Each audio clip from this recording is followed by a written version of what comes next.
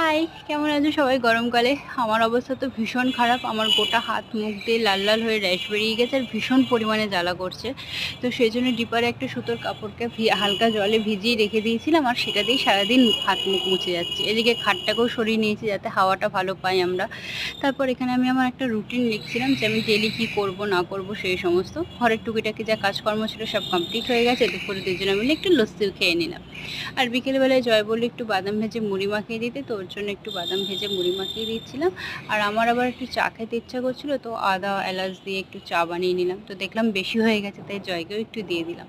আর আমাদের বাড়ি চতুর্দশীর আসন ছিল, তো সেই জন্য মা কালীর কাছে মোমবাতি ধূপকাঠি জ্বালাতে বলেছিল। তো এই দেখো আমার ছোট্ট মা কালীর কাছে আমি মোমবাতি ধূপকাঠি জ্বালিয়ে দিয়েছি। আর আজকে ডিনারে ছিল ভাত, আলু সেদ্ধ আর হচ্ছে কুমড়ো উচ্ছে ভাজা।